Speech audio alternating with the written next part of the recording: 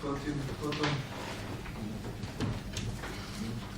ja se izvinjam, znači prvo gospodin Božić, pošto se već javio, zatim gospodin Popović, pošto je zamenik šefa odborničke grupe, zatim gospodin Dovzin. Prvo, vi ste se predsjedniče ovdje izvinili za izvještaj gospodina Lukovića, ali niste se izvinili za vaš izvještaj i za izvještaj vašeg zamjenika gospodina Vejnovića. Dakle, vi vrlo dobro znate da veće ne čine članovi veća, nego čini predsjednik veća, zamjenik predsjednika i članovi veća. Dakle, osnovna stvar je bilo pre svega da se izvinite zašto vi niste uradili izvještaj i vaš zamjenik, a mislim da je sramota da ga niste uradili i da ga niste dostavili. E sad, prema što se pozabavim samim izvještajem, moram predsjedavajući vama da kažem par riječi, da još jednom izrazim svoje nezadovoljstvo time da niste htjeli da u plan rada za ovu godinu uvrstite izvještaj veća za prethodnih 6 mjeseci iz 2016. godine. Dakle, vi ste na neki način uskratili odbornicima pravo da vide šta su članovi veća radili u periodu jul-decembar 2016. godine. Vi verovatno smatrate da oni 6 mjeseci treba da se privikavaju i navikavaju na posao koji obavljaju, ali mi smatramo da ne.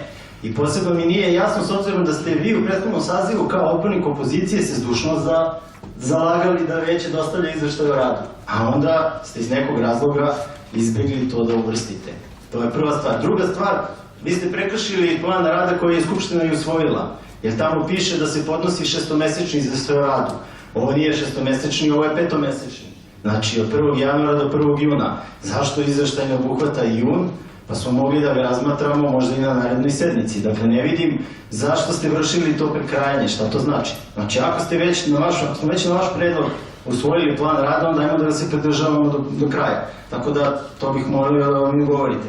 E sad, što se tiče samog ovog izveštaja, kao što sam malo pre rekao, znači ovo nije izveštaj veća i ne može da stoji izveštaj veća, jer je ovo izveštaj članova veća i to dela članova veća. Dakle, sam naziv izveštaja je netačan. To je prva stvar.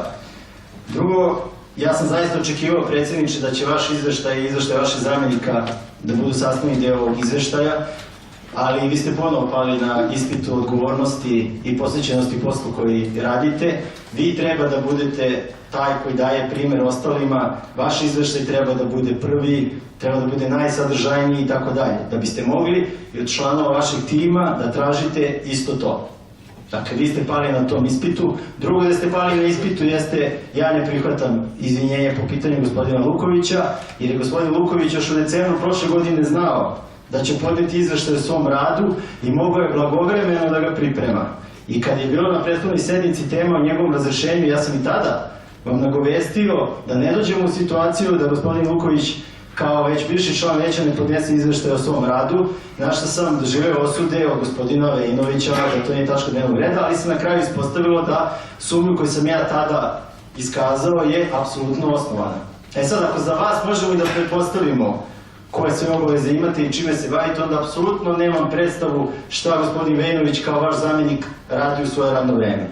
Ono što sam ja uspeo do sada da vidim, to je da je bio govornik prilikom obeležavanja dana opštine Zvezdara, da je izdao saučešće porodici bivšeg kubanskog predsjednika, da recimo dolazi na posao kad hoće i da se redovno parkira privatnim vozilom na parking mjesto predviđeno za vozilo opštine Zvezdara. Dakle, to je ono što sam ja uspio da zaključim. I ja sam očekivao da sve ostalo ću vidjeti u ovom izveštaju. Dakle, šta gospodin Vejnović kao vaš zamjenik radi u svoje radno vrijeme i koje rezultate svog rada postigao prethodnih godinu dana. Nijedna jedina reč oko toga. Dakle, to je zaista nedopustivo za ovakvu jednu vrstu izveštaja. E sada da se pozabavim izveštajima onih članova koji su dostavili. Ja bih u startu izdvojio izveštaje gospodina Vladimira Jeremića i Miroslava Marinovića kao izveštaje koji su ipak za nijansu bolji od ostatka, pre svega gospodina Marinovića, jer je on jedini koliko toliko pogodio suštinu da je ovo izveštaj člana veća. Dakle, on nije izveštaj odeljenja, službi i tako dalje. Svi ostali izveštaji uglavnom se baziraju prvo, kad pišete vaš izveštaj, znači ako hoćete dostaviti utisak da ste ga vi pisali, onda pišete u prvom licu jednine. Dakle, ne pišete mi ili služba. Dakle, ovo nije izveštaj službi, ovo je izveštaj vas pojedinačno. Šta ste vi kao član veća, obavljajući određenu dužnost, postigli za dobrobit građana Zvezdara i ove opštine. Nek to bude 5 stavki. Ja ću morati da prekoračim, ja se zaista izvinjavam. Ne možete da prekoračite, zato što ostale koje sam puštao su poprilično dugo Dobro, govorili, gospodin- samo ja se izvinjavam da saslušate, zato što su šefovi ili zamenici šefova odborničkih grupa koji imaju pravo da pričaju koliko god što. Dobro, gospodin Đapić je mene ovlastio po pitanju tački dnevnog reda. Da oblasti, molim vas, pismeno. Mislim, možemo tako da se bacamo ovlašćenjima s odbornika na odbornika. Dobro, meni je jasno, gospodine predsjedavajući, da vi hoćete da mene sputate da ja ovdje obrazložim jedan od najvažnijih izveštaja i to je apsolutno u redu, ali evo ja ću maksimalno da skratim. Dakle, Nevena Milivojević, jedna strana, 14 fond, kad svedemo, to je manje od jedne strane, od čega se polovina odnosi na plan rada kancelarije iz prethodne godine. Dakle, potpuna potvrda naših teza kada je birano član veća da apsolutno nema ni sposobnosti, ni znanja, ni stručnost da doprinese radu veća. Za Vladimira Jeremića sam rekao da ima dosta pozitivnih stvari i vidi se da tim koji on vodi je aktivno radio, ali moram da kažem jednu napomenu, Zvezdara nikada nije bila prljavija, gospodine Jeremiću.